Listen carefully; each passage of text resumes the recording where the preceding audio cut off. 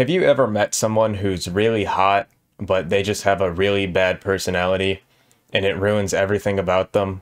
Yeah, that's what Trespass felt like. You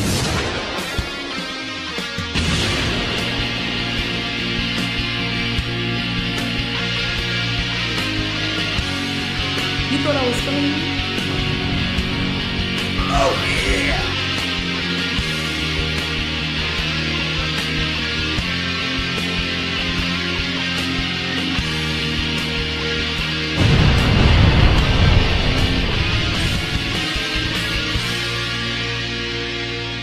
Hey guys, it's Breadian here, and I talk about niche Roblox games. Today we're talking about Trespass, aka a Roblox horror game that's pretty on the outside but really bad on the inside. Who would have guessed? For once, Rogert and I have the same opinion regarding a Roblox horror game. Ain't that a shocker?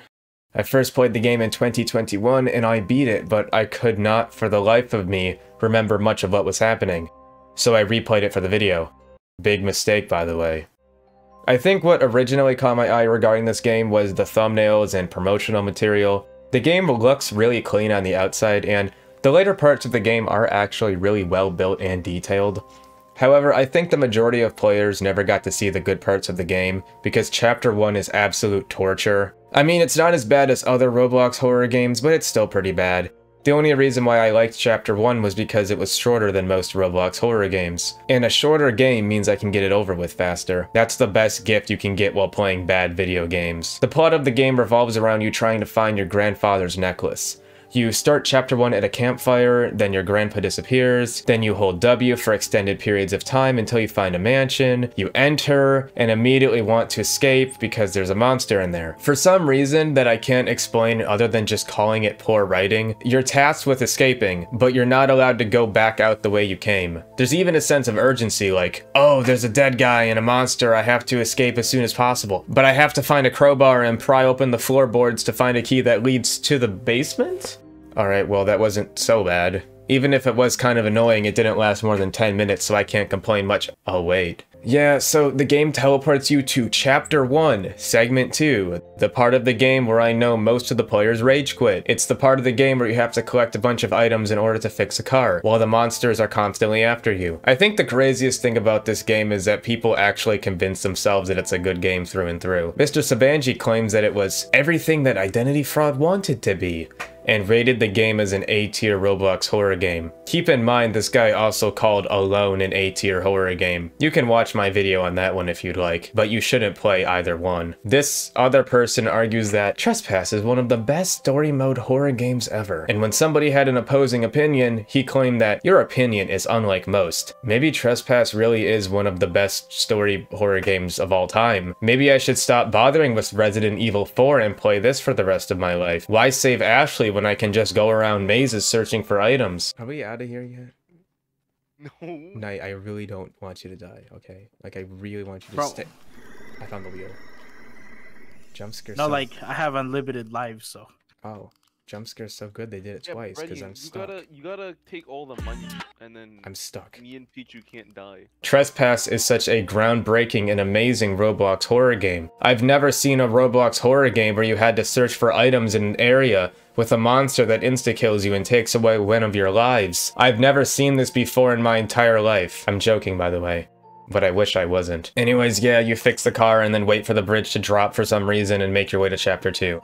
You get out of the car and get onto a boat that goes across the lake, and then you have this little cutscene where a sea serpent attacks you. I like this part of the game. It's unique and memorable, and I didn't have to search for items. When you get to the island, you do some more item finding in order to get inside a prison. At this point is when the game starts to go from kind of bad to God please kill me and get it over with. To be fair, Chapter 2 isn't that bad for the first 10 minutes, but then it keeps going and stuff happens that makes it worse, and it keeps going and going. Do you guys remember how the worst part of Chapter 1 was the part where you had to find items in a set location while a monster roamed around that instantly kills you? Well, prepare yourself, because Chapter 2 really decided to double down on it. Chapter 2 sucked you in with that cool little cutscene, and now it has you in its teeth. You fell for the trap, and now you're coerced into roaming around the prison aimlessly. You have to find a green card in order to get across to the next area, which is a dungeon where you have to find 4 tablets, but you have to stay in the light, and if you run out of lighters, you'll probably get soft locked because because some areas require a lighter to get through. And then you find the necklace that you were looking for this entire time. Then the tomb starts collapsing, which starts a chase sequence. Then you find yourself in another room where you have to find 6 more tablets in order to progress. Then a skeleton's hand reaches up and pulls you into the floor.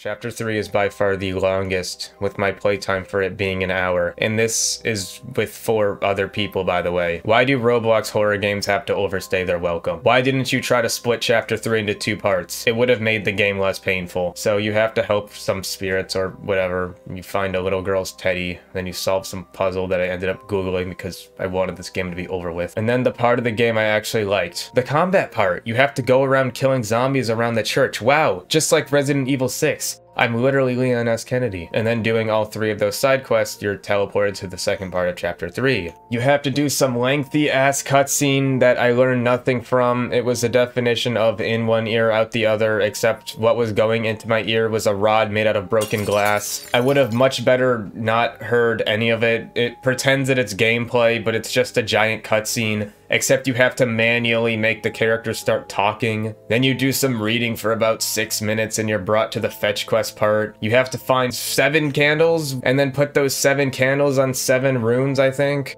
You know what's weird about Trespass is that the game's build quality got better as time went on, but the game's level design got exponentially worse. Chapter 1 was short fetch quest in a field. Chapter 3 is a long fetch quest, preluded by a cutscene and reading. And also, it's 3 goddamn floors of this shit. Why would you want to make the map bigger? If there was a part of Chapter 1 that was bad, why are you tripling it? Why are you giving us more of the bad? After doing that, you then have to walk through Shinonuma for another 20 minutes, and then you're finally greeted with the ending cutscene. In this cutscene, Grandpa says that he is actually the antagonist of the game. He sends your body to bring back Grandma or something, and then the door won't open because you're there, and then in the event that you died, he would have dragged your corpse through the entire game anyways. I wish this game had an ending where you just stab yourself in the gut and it's all over. It looks like this is the end because this game is not getting updated anymore. You could say it had a good 2-year run, but I'd say its lifespan is more akin to a dog shit that sits around for so long that it starts growing white fungus on it. I could call this game a waste of time, but Trespass really helped me appreciate what a decent Roblox horror game is, in the way that it wasn't very good, and the next game I play, I will appreciate how it's not nearly as long. Part of me feels bad because I like the clear effort that went to the environments, particularly in Chapter 3. However, the actual game design is god-awful. Maybe the level designer should play a game where you have to collect 4 pieces of paper that teach you how to make a good game. It's borderline insulting how long this game goes on for without even acknowledging the possibility that it's less than good. I think the game could have been cut down by 40 or even 50%, and it would have done a better job at telling the story, and also being less painful to play. Overall, it's not the worst Roblox horror game, but it is bad and it is long, so you're going to be stuck playing a bad game for over an hour.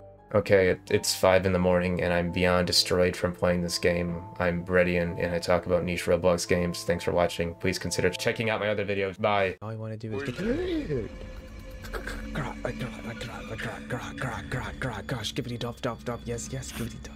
Yes, skibbity dop.